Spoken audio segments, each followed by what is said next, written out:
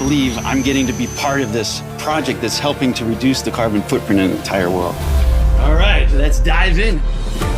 I'm Zay Harding. Join me on a mission of discovery That is incredible. to meet the dreamers who are building a future that protects our planet and each other. Let's go! The very first 3D printed seawalls In the world. Yeah. right here. This Yes. is so satisfying to watch. So what goes on in here? This looks like a sci-fi laboratory. Thank you for experiencing this with me. So Thanks much fun. for being such a good visionary.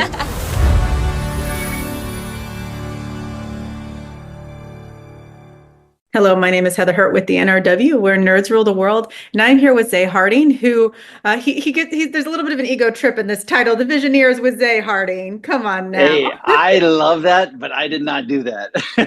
That's like a dream for any host, right? To have your name attached to the title. But that was very nice of them, and they felt strongly about it, which I appreciate. Awesome. You have a little bit of a career behind you, so I think you deserve it at this point. Well, thank you. Thank you very much. Let's jump right into it. The Visioneers it is a eco adventure series. So can you talk about what the series was when they came to you? What were they promoting? What were they looking for? So this is a rare one where and this might be part of why they put my name in the title. I brought the show to them. Yep. So I had finished doing Globe Trekker, which I had done for off and on for 20 years, which was a travel program. And I really liked that experience of getting, immersing myself into the cultures, different places, and seeing how different people do different things, same things, but differently, and how they approach life. Everyone's got different angles on what's right and what's the best way to do it. So I wanted to bring that into the world of what's right for the environment. So without getting political, we like to feature anyone who's innovative, trying new things, because it deserves to be seen. So a lot of these won't be known about until you see the show, and I think that's the exciting thing too. I brought the idea to my friend, who is my brother's best friend. He has a foundation called VoLo Foundation. He's married to a woman named Thais Lopez, so his last name is Vogel, and they put VoLo, and that's the two of them started that to raise awareness 10 years ago. And they do great, and they put a lot of time and energy and money into it. And we wanted to help them raise their profile. He was a fan of the travel show. And so one day while we were surfing, I pitched the idea, what if we did a show on your interest of raising awareness to help the environment? And he loved it. And he said, if we can focus on solutions, that would be even better. And so that's what we try to do, things that are working, but also things that people think might work. They don't have to be finished yet, but we're focusing on the people doing them, and they are the visioneers. Anyone with a visionary idea, they're pioneers, they're engineers. I want to go meet them, and I want to explore what they're doing.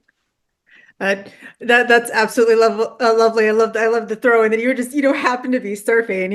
Okay, all right. Well, I'm from Hawaii. We're both from Hawaii, actually.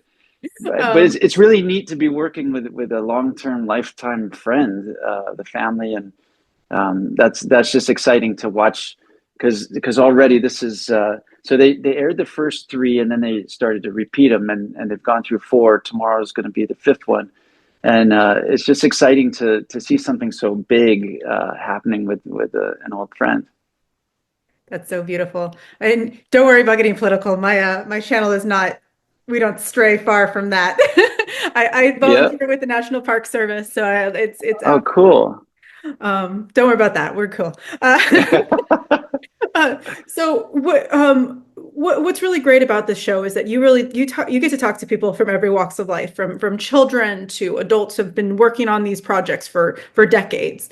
What was the most exciting thing that you got to learn? And who did you talk to that you never thought you would see some project like this before from? Well, the one I never thought I would see this type of, or any project, from a kid who was 12, and he's been working on it since he was in kindergarten at 5, out of Denver. A kid 3D printed a cover for this stencil that he built to put on a drone to send out, and he built an app with his dad to coincide with that. and it basically reads levels of sub vibrations that tornadoes put out. So even like 30 minutes before the Doppler can even detect it, this can detect tornadoes, so they can give warning to people at least 42 minutes before they hit. So that's pretty exciting, and to see it come from such a young kid.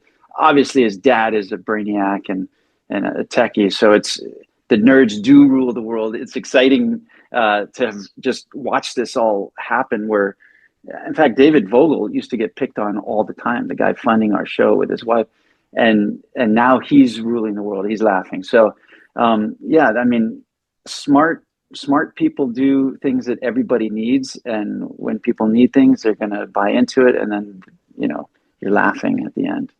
That was one example. There were a few kids that we interviewed. They were all really smart, all very impressive. Probably the project I was most blown away with, gosh, there were a lot.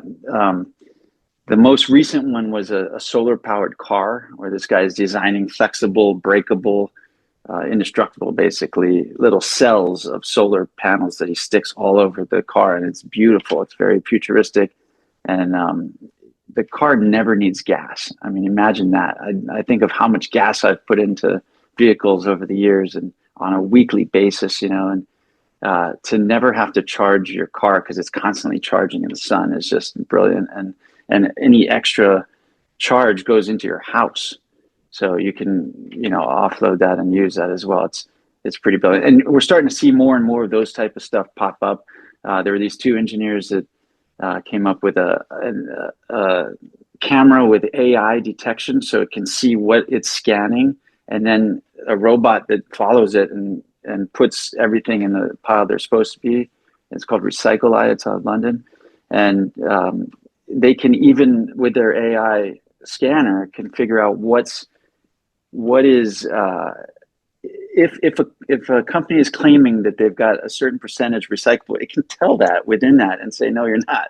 This is only this much recycled in the material that you're claiming. So it's pretty amazing stuff like that. There's the techie part, but also the exciting, just the excitement behind the people doing these things is really neat to be around. Our whole crew was just contagiously in a good mood filming this thing. We were really upset when it was over, like, oh, we want more. So hopefully we get more seasons.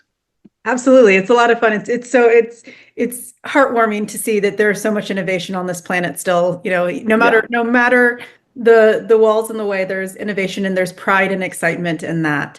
Yeah, and a lot of it goes back to basics. There's one guy in Amsterdam who's got a ground fridge. It's a concept they used over 100 years ago, and he's using it. And I walked in, and it is cold, and it's keeping this fruit and vegetables, perishables. They're keeping it.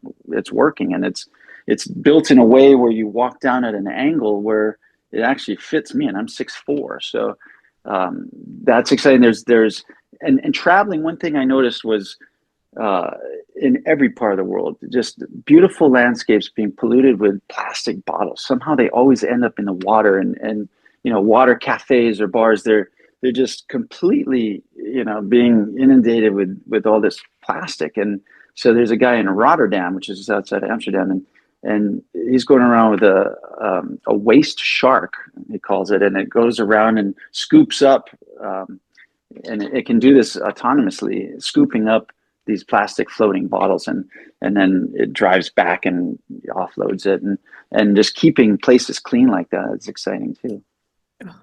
That is so cool. I actually just got back from Amsterdam, and I do remember there was a lot of stuff in those canals, and yeah, that's so cool. So with that in mind, a lot of these are very small individuals not small individuals. They're very small organizations, small groups of people, or even solo people that are doing these. How did your team go about finding them? Did people reach out to you, or what research did your team do? Since the show, we have had some reaching out to us, but originally we just went on and we started with the VoLo Foundation and the ideas they had, and the Environmental Defense Fund programs that are already in existence, and we tried to focus on just things that we don't know about a little bit more. So if something, I mean, stuff even like Microsoft is putting their I can't think of the word, all their computers underwater just to keep it cool, and seeing if that works. And they've been testing it for a few years now, and that totally works. So we wanted to feature innovative stuff and get to the people as much as possible.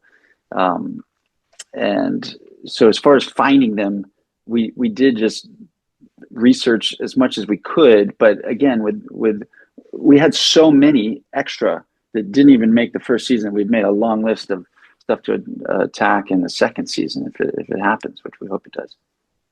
Crossing all the fingers and toes there. Thank you. My last question for you. Thank you so much for your time today. My last question is if other than give us a second season, of course, what is the one thing you would like people to walk away with from this first season? What's the one thought you would like them to walk away with? Well, it all begins with just being aware. I mean, I grew up with G.I. Joe as a comic, and I don't know why, but the one thing that always stuck with me is knowing is half the battle.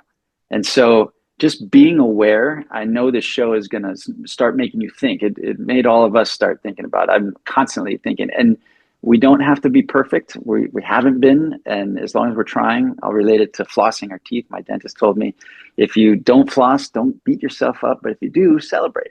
So just start thinking about that there everything like there was a soft plastic thing. I had no idea. Even VoLo Foundation had no idea, and they really started to get involved with them to help them out. There's a guy going around collecting soft plastic because it gets stuck in the recycle machines. And so that he compresses, and then he can, put it toward recycling. And he actually takes all that and builds asphalt, and he builds decking that won't warp or mold. So it's water resistant, like weather resistant decking. Stuff like that now I'm thinking about, because I'd always heard that thin plastics aren't as good to recycle, but now I understand why. So, there's, again, none of us can be perfect, but if we can at least be thinking about that as we're moving forward, that's what I hope to accomplish. Make it a conversation for everybody at home. Awesome. Thank you so much. Yes. Think about it. Thank you, Heather. Support the environment to the best of your abilities, and definitely watch the Visioneers with Zay Harding. The episodes are available on weekend mornings. They arrive with the CBS Weekend lineup and are available the next day on Paramount Plus. Thank you so much for your time, and you have a wonderful day. Thank you.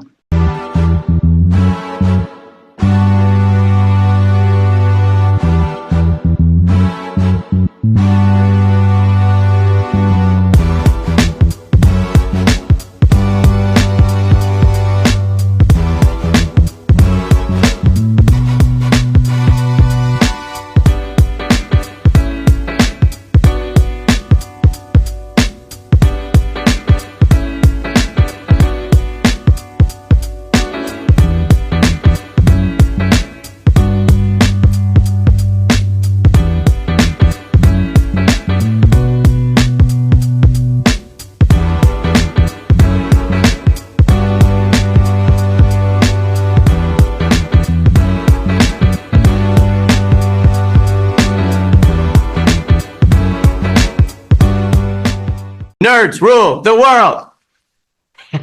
Pleasure chatting with you. Love to all my nerds who rule the world. Yeah. Nerds rule the world. Yes, we do. Thanks. Nerds rule the world. Thank you. I love the nerds ruling the world, so more power to you. Patrick, what up, man? And yes, they do. Nerds rule the world, kid. Yes, sir. Thank you. Awesome. Kuya P, nerds rule the world. Hello. Yes, they do. Yes. Oh, nerds rule the world. I got. It's in the title of your show, like nerds rule the world. Like I want more black weirdos on screen, and I don't feel like we ever get to see that very much. Thank you so much. Nerds do rule the world. Yes. Thank you. Thank you, nerds rule. Love it. Hello, Sarah. Hello, Julian. Yes, nerds rule. Yes, rock on. I love it. Thank you so much. It's good to see you. I love Nerds Rule the World. But yeah, there's a heavy nerd component, man. Yeah. And at the end of the day, if you ask me, nerds rule the world. So absolutely. And you're right. Nerds do rule the world. We're just the best. Yes. Thank you, ladies. Thank you so much. Yes. Thank you, guys. Bye. It's your boy Kuya P. Nerds rule the world. Thank you so much, guys. I appreciate you. do. They rule the world all right. Yes. Take care, Tony. Thank you, guys.